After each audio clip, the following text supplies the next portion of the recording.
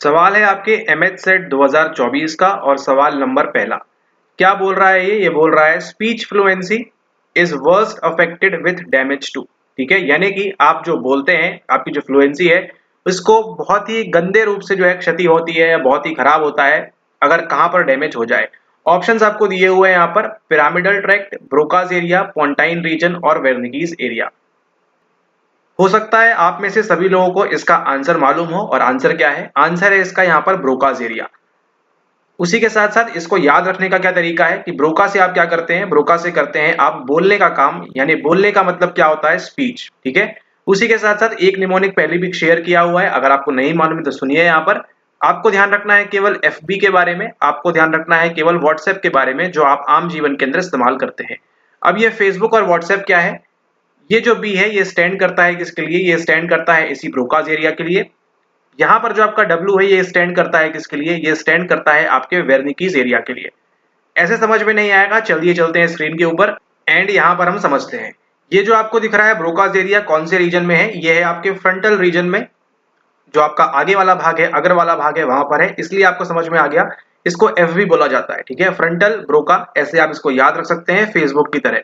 उसी के साथ साथ ये जो वेर्निकीज एरिया है कहाँ दिख रहा है आपको? ये दिख रहा है आपको टेम्परल लोब के अंदर। ठीक है, ये आपका टेम्परल लोब रहता है यहाँ पर, इसलिए आप क्या वो याद रख सकते हैं इसको आप याद रखेंगे एज अ वॉट, यानी कि व्हाट्सएप। उसी के साथ साथ यहाँ पर देखिए ये जो आपको ए दिख रहा है, ये क्यों दिख रहा है? क्योंकि आपका जो श्रवण वल्कुट होता है, जो आपका यहाँ पर ऑडिटरी कॉर्टेक्स होता है, वो कहाँ उपलब्ध होता है, वो कहाँ मौजूद होता है? वो मौजूद होता है आपके इसी वाले टेम्परल लोब के लिए। ठीक है, तो टेम्परल लोब जब भी आपसे पूछेंगे एग्जाम में तो क्या मार्क करेंगे? वेर्निकीज एरिया। उसी के साथ साथ आपका जो दूसरा वाला है वो है आपका एसोसिएशन वाला कॉर्टेक्स, जो है वो कौन सा है? वो है आपका सुनने वाला। ठीक है, तो जो भी आप सुनते हैं वो इन्फॉर्मेशन कहाँ पर जाती है? वो इसी लोब के आसपास यहाँ पर कहीं तो भी जाती है। उसी के साथ जो ब्रोका एरिया है वो कहाँ पर है? वो आपके फ्रंटल लोब में है, तो इसको आप याद रखेंगे। ब्रोका से आपको याद रखना है भौंकने का काम, जो आप मतलब बोलने का जो आप काम करते हैं। ठीक है, बोलने का काम करते हैं, वो क्या आएगा? वो आएगा आपके स्पीच में। ठीक है, तो जो आप बोलते हैं फ्लुएंसी वगैरह आपकी है, जैसा हम बोल रहे हैं अभी यहाँ पर, वो जो स्पीच है वो किसकी मदद से बोल पा रहे हैं? Because of the Broca's area. लेकिन जो हम बोल रहे हैं, कितना भी आपको बोले, कितना भी आपको समझाए कि आप पीवाईक्यू लगाएं, लेकिन आप पीवाईक्यू लगाएंगे नहीं। क्यों? दिक्कत कहां पर हो रही है? वेर्निकी में, क्योंकि आप अंडरस्टैंड नहीं कर पा रहे हैं चीजों को, कॉम्प्रिहेंड नहीं कर पा रहे हैं, उनका आप संज्ञान नहीं ले पा रहे हैं, समझ नहीं पा रहे हैं चीजों को। तो जब भी ऐसा सवाल पूछेगा कि डैमेज हुआ है, समझ में नहीं आ रहा क्या हो रहा है, तो यानी कि डैमेज कहां पर हुआ है? वहां पर उसमें हुआ है, वहां पर आपके वेर्निकीज एरिया के अंदर। जहां पर एक और काम होता है वो किसका है? आपके सुनने वाला कॉर्टेक्स वहां पर होता है, और उसी के साथ साथ ये कहां उपस्थित होता है? ये उपस्थित होता है आपके टेम्पोरल लोब के अंदर। अब आपके मन में सवाल उठ रहा होगा कि क्या केवल दो ही लोब होते हैं? तो जी नहीं, दो लोब नहीं होते, टोटल होते हैं आपके 2 इंटू 2, यानी कि 4 लोब। अब ये दो कौन से हैं? ये आपका जो ऊपर दिख रहा है ये होता है आपका पैराइटल लोब, ये जो आपको पीछे दिख रहा है ये होता है आपका ऑसिपिटल लोब, ये जो आपको दिख रहा है ये आपका टेम्परल लोब है, और ये जो आपको दिख रहा है ये आपका फ्रंटल लोब है। फ्रंटल लोब में जो भी आप डिसीजन वगैरह लेते हैं, जो भी आप फैसले वगैरह लेते हैं, उन सबका काम यहाँ पर होता है। जो भी आपके बॉडी में त्वच में टचा नहीं टच में त्वचा, यस, टच में त्वचा जो है आपके, ठीक है, गर्म लग रहा है आपकी बॉडी में, हीट लग रही है, ठंडा लग रहा है, जलन हो रही है, दुख रहा है, दर्द हो रहा है, वो सब कहां पर आएगा? वो सब आएगा आपके इस पैराइटल लोब के अंदर। और इस पैराइटल लोब का काम, इस यहाँ पर कौन सा एरिया रहता है वो आपको ध्यान रखना है, वो है आपका सोमैटो सेंसरी एरिया। ठीक है, यानी कि सोमा मतलब बॉडी, सेंसरी यानी जो आप संवेदना फील कर रहे हैं वो। और उसी हिसाब से जो ऑसिपिटल लोब है यहाँ पर क्या रहता है? यहाँ पर रहता है आपका, मिटा दें इसको, नोट कर लिया होगा, यहाँ पर रहता है आपका ऑडी, सॉरी नॉट ऑडी, यहाँ पे रहता है कौन सा आपका? यहाँ पर रहता है आपका विजुअल कॉर्टेक्स। ठीक है, यहाँ पर कौन सा रहता है? यहाँ पर रहता है आपका विजुअल कॉर्टेक्स, इसको आप यहाँ पर ध्यान रखेंगे। ठीक है, ऑसिपिटल, तो जो भी आप यहाँ पर देख रहे हैं अपनी आंखों से, जैसा कि ये वीडियो देख रहे हैं आप, तो वीडियो की जो जानकारी है वो एलजीएन से होते हुए यहाँ पर जा रही है, फिर यहाँ से यहाँ आगे बढ़ रही है, उसके लिए आप एडवांस लेक्चर की ओर रुख कर सकते हैं। उसके बाद देखिए अगला है आपका मिड ब्रेन पॉन्स मेडुला, ये आपकी ब्रेन स्टेम निकल के आ रही है यहाँ से। तो ये जो आपको पॉन्स दिख रहा है यहाँ पर, ये इंपॉर्टेंट है, ये मिड ब्रेन है, एनसीईआरटी रिफर कर सकते हैं इसकी बेसिक अंडरस्टैंडिंग के लिए। और यहाँ पर आपको मेडुला भी दिया हुआ है। ठीक है, तो ये पूरा रीजन जो है इसको हम क्या बोल सकते हैं? इसको हम बोल सकते हैं एक प्रकार से पोंटाइन रीजन, क्योंकि यहाँ किसकी बात हो रही है? यहाँ पर बात हो रही है आपके पॉन्स के बारे में।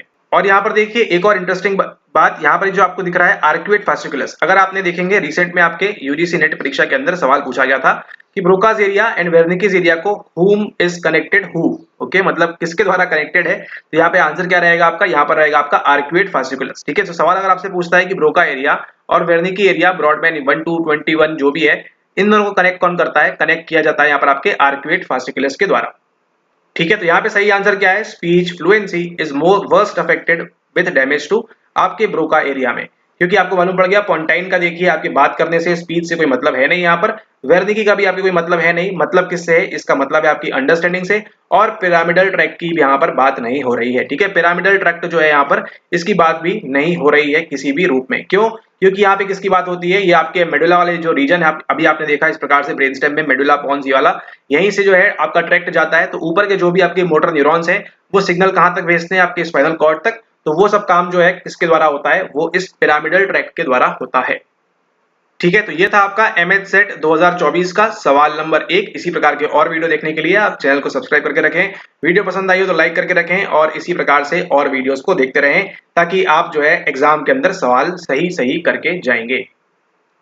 एंड उसी के साथ साथ अगर आप चाहते हैं यहाँ पर कि पीवाईक्यू की ई बुक अगर आप चाहते हैं हमारे द्वारा यहाँ से आपको दी जाए, तो उसके लिए आप नीचे डिटेल्स देख सकते हैं, जहां पर आपके लिए 2019 से लेके 2024 तक के जितने भी आपके पेपर हुए हैं, ठीक है, सभी के पीवाईक्यूज आपको मिल जाएंगे 2019 से लेके 24 तक के। ध्यान से सुनिएगा, 2019 से लेके 2024 तक के जितने भी सवाल आए थे आपके एमएच सेट परीक्षा के अंदर, वो सभी सवालों को इंक्लूड किया गया है। उसी के साथ साथ उनकी जो आंसर की है वो भी आपको वहां मिल जाएगी। तो 2019 का पेपर, देन उसकी आंसर की, 2020 का पेपर उसकी आंसर की, इस प्रकार से आप जो है सभी पेपर सॉल्व कर पाएंगे और सभी पीवाईक्यूज आपके पास रह पाएंगे। उसके लिए आप डिस्क्रिप्शन चेक करें डिटेल्स के लिए। तब तक के लिए धन्यवाद।